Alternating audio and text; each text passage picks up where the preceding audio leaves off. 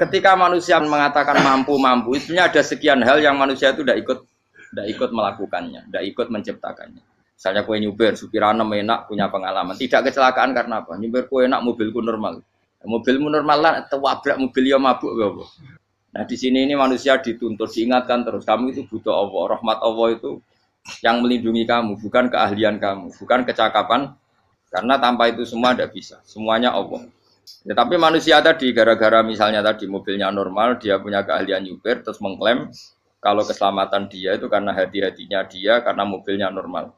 Padahal ada sekian catatan yang menjadikan dia selamat dan semuanya itu kudrahnya Allah Subhanahu wa taala. Misalnya gak ditabrak wong mabuk, gak ono gempa, gak ono bumi merekah. Misalnya kita pintar nyupir lah terus bumi memangap terus kita cemplung nggak apa-apa. Kemudian daerah-daerah kayak ya rasa tak sebut nomor orang. Kira tahu muka siapa ya, bener mari tak sebut nomor yang ngeri. Intinya Indonesia ora aman, tapi kita tenang aja satunya ora aman kabeh, ora sing aman. Ora usah kuwatir likuifaksi, ora usah kuwatir meteor jatuh, kabeh ya potensi napa? Potensi semua. Sehingga ini sedikit saya ijazahkan. Suatu saat kata Rasulullah, saya ya Mu'ad melihat kamu hanya sejengkal di depan para ulama ketika nanti di akhirat. Terus Mu'ad tanya, Rasulullah tanya, kenapa kamu hanya satu jengkal dengan derajatnya para ulama ketika sowan Allah? Terjawabnya Mu'ad, kamu punya amal apa? Terjawabnya Mu'ad, ya Rasulullah, saya tidak pernah melangkahkan satu kaki, kecuali saya tidak pernah yakin apa bisa melangkahkan kaki yang satunya. Dan saya tidak pernah mengunyah satu makanan, kecuali saya juga tidak pernah yakin apa bisa menelannya. Dan saya tidak pernah bernafas satu nafas kecuali saya tidak yakin apa bisa nafas berikutnya. Saking dia tergantung ta'aluk semuanya sama kudrahnya Allah Subhanahu wa taala.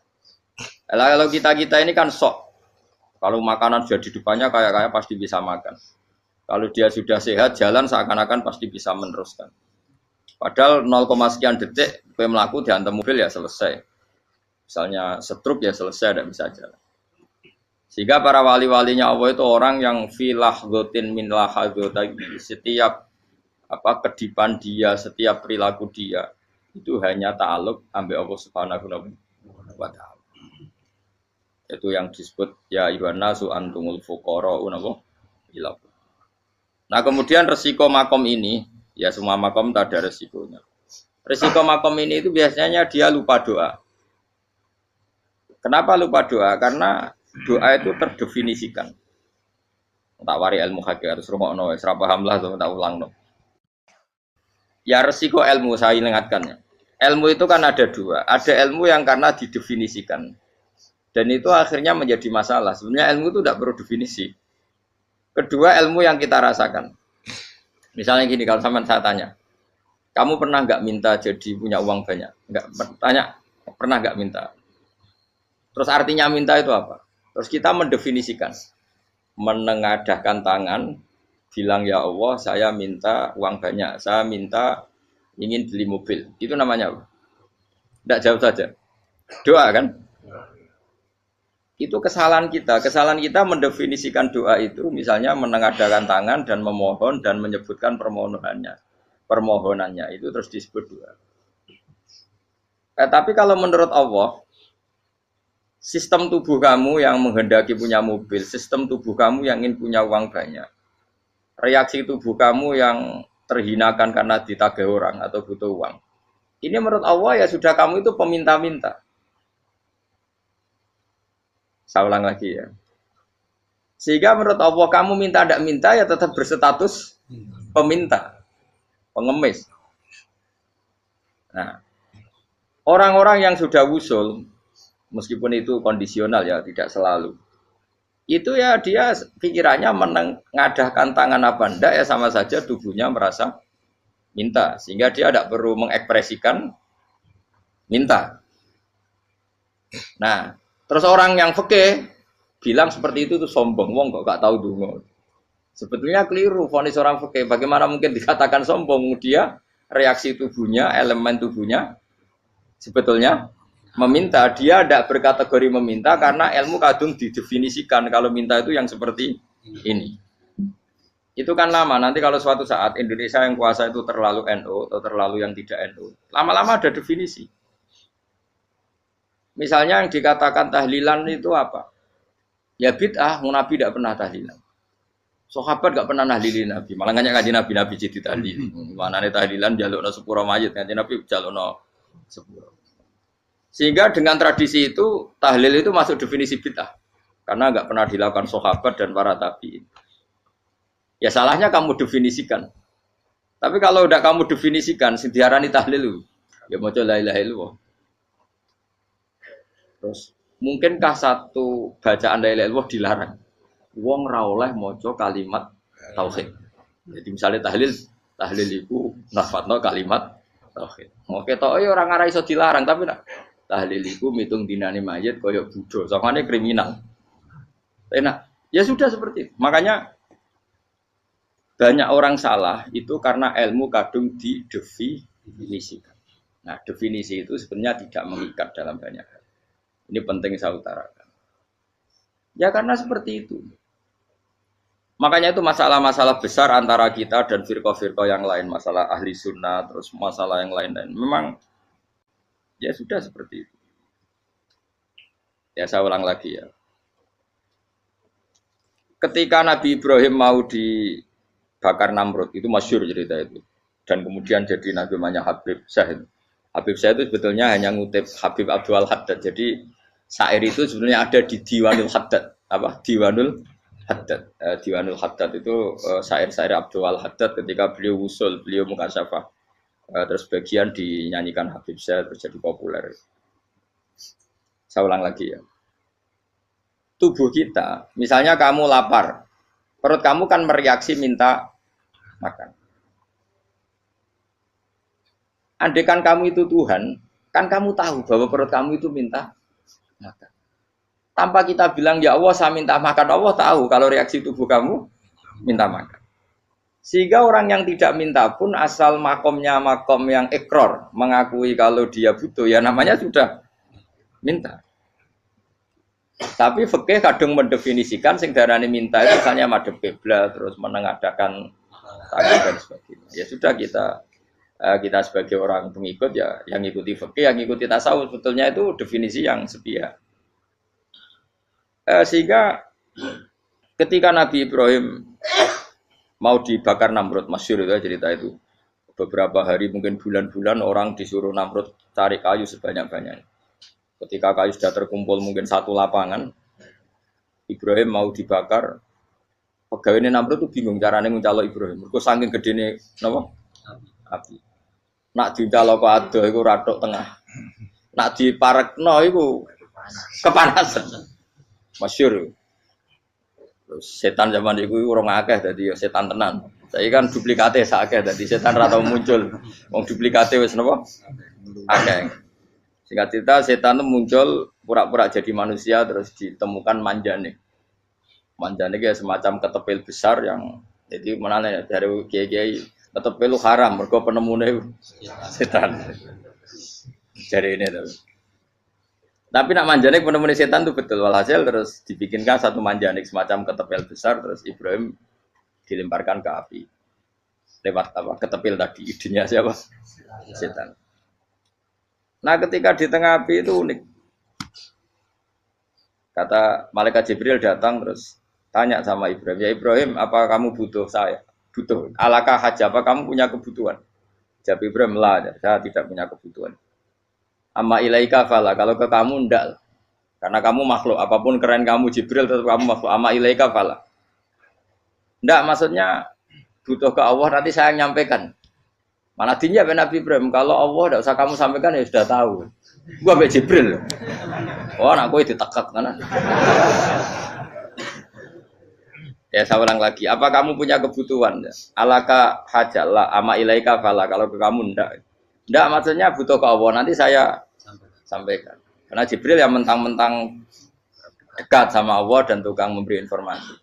Tapi kata Ibrahim kalau ke Allah sih nggak perlu kamu. Dia sudah tahu.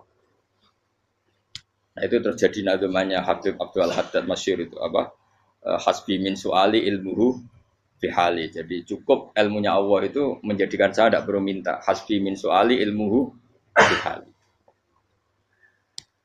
Jadi ada kondisi tertentu yang para wali itu, saya ulang lagi, kondisi tertentu yang para wali itu ya tidak minta.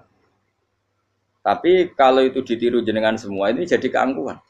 Kenapa? Wes ora ndonga tangane ditenangkan. No, atine yo ora eling pangeran, kan atine yo ora eling pangeran, kan akhirnya ra njaluk tenan. Jadi gue aja niru wali-wali. Nah wali-wali itu kan misalnya tangannya tidak menengadah, tapi semua sistem tubuhnya merasa butuh sama.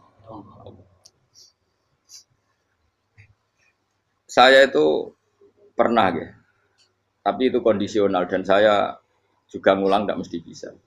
Ketika saya umroh itu pernah saya ada satu kondisi itu doa ya di putaran pertama dok.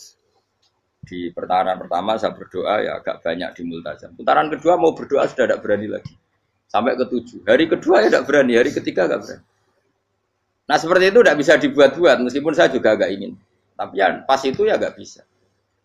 Gara-gara itu korban kitab hikam, ya kitab hikam yang terkenal. Kitab hikam itu pernah cerita gini. Rubbama dallahum al-adab ala tarkit tolab. Terus di antara makalahnya itu. Wa inna ma yunabbahu man yajuzu alaihil ikhfal. Tapi kamu jangan niru, dosa kan. Tapi jangan ingkar ilmu ini, tambah dosa. Jadi niru ya dosa, ingkar ya dosa. Jadi ada seorang wali kata hikam. Kadang-kadang seorang wali itu mau doa diulang itu sungkan. Kenapa? Yang perlu diingatkan tuh yang potensi lupa. Allah kan masih ingat doa kemarin. Loh itu gara-gara saya sebelum umroh itu mensinau kitab hikam itu agar itu kok. Ya Allah. Sing tak dungani wingi ejek eling kok tak eling no meneh. Dadi wa inna ma yunabbahu man yajuzu alil fal, yang bisa diingatkan hanya orang yang potensi lupa. Sementara Allah tidak akan. Tapi kan akhirnya dungane eling. Ya Allah kayak kemarin. Hari ketiga ya Allah kayak. Makanya menurut saya ilmunya orang hakikat itu juga ada sisi kriminalnya karena ya tadi. Tapi kamu ingkar ya keliru. Memang Allah enggak mungkin lupa, ngapain kamu ingatkan? Makanya menurut saya Allah itu memang zat terbaik, benar-benar Rahman Rahim. Mestinya nak Allah terbaik, kowe ndonga bedino malah ngamuk. Lah aku lali tapi mbok eling dong. Tapi Allah itu ya maklumi ya, dengan kekeliruan. Kita ini kan selalu keliru. Ndonga terus ya keliru sebetulnya, karena seakan-akan kan mengingatkan seseorang yang mungkin lupa. Wong Allah tidak pernah lupa kok, kamu ingetin terus. Atau kamu menggurui Allah, yaitu ya Allah nang sebadani kalau di duake, padahal enggak mesti maslahat bagi kamu.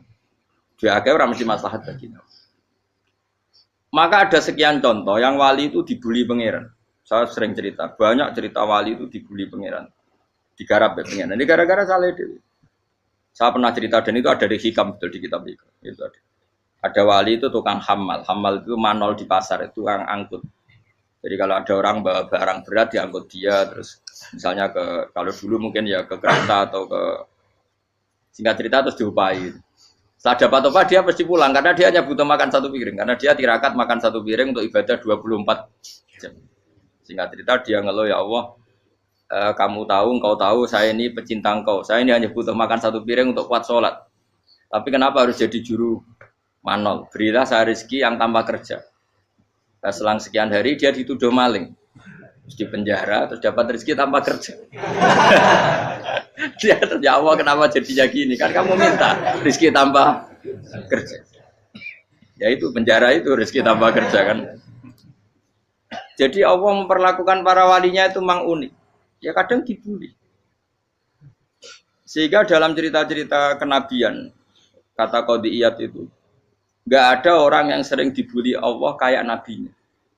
Karena nabi itu orang yang dicintai Allah. Jika salah sedikit saja itu, cara pangeran, cara kampus itu digarap, pokoknya dipelonco, pokoknya salah sedikit. Misalnya begini, Nabi Yakub itu kan nabi. Dia mungkin nyon sewu nggak tersadar, nyembelih apa itu anak sapi itu di depan indukannya.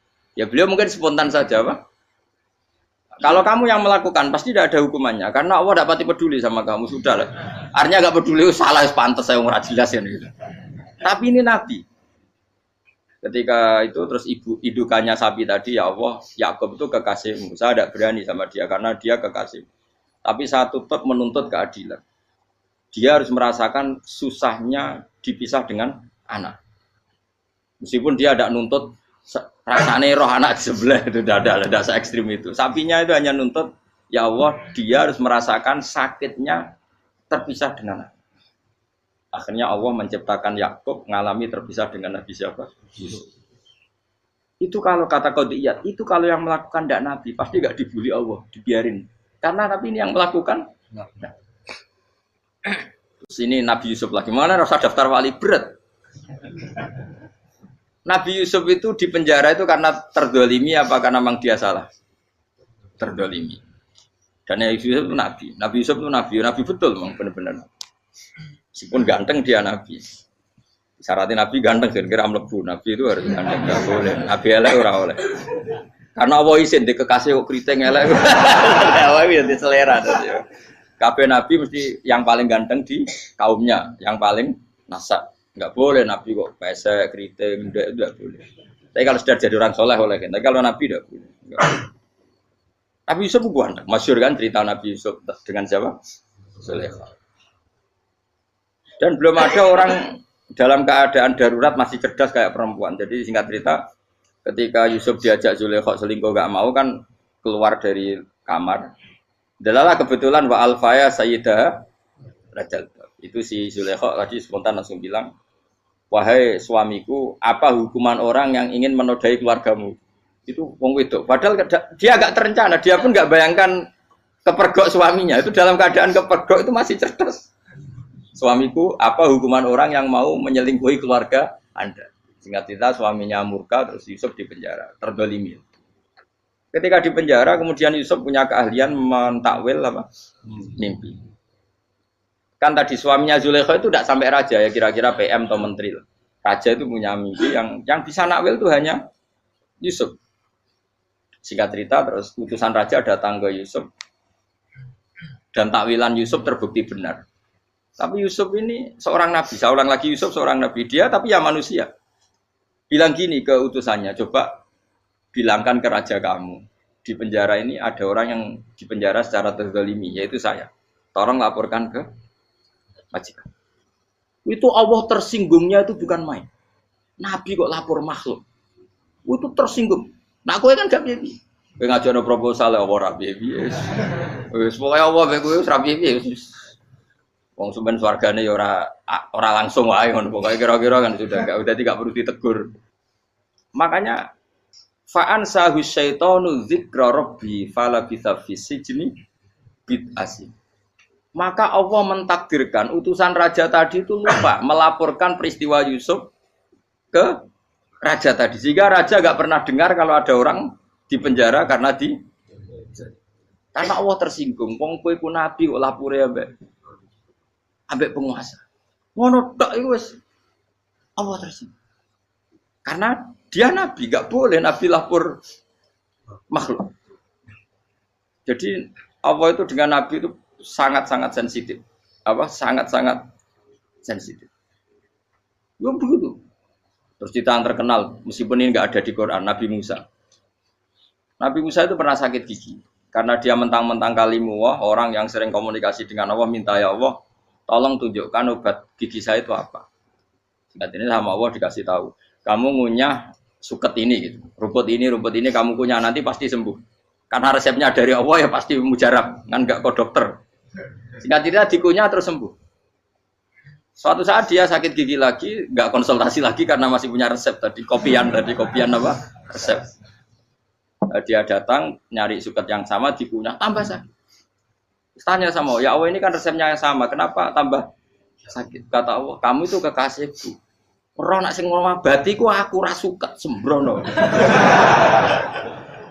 Semenjak itu Nabi Musa pernah resep lagi sudah. Andikan tuh kamu, pasti Allah juga nggak tersinggung. Makanya kata Qadiyat, kenapa para nabi sering ditegur itu bukan karena Allah murka, nabi itu beda.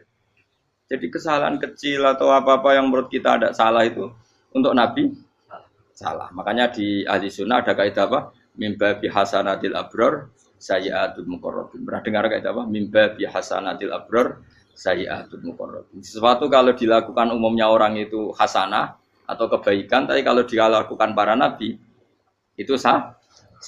Karena apa ya? Saking dekatnya dengan Allah. Saya ulang lagi apa? Mimba bihasanatil abror sayyiatul muqarrab. Jadi nabi itu beda.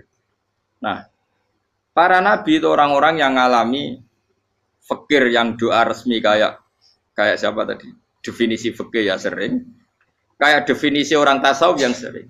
Sehingga ketika Nabi berdoa ya memang secara disiplin ilmu yang namanya berdoa ya minta Allah dengan mengadakan tangan. Ketika enggak berdoa karena Nabi sadar Allah tidak perlu diingatkan lagi, pasti masih ingat. Gitu.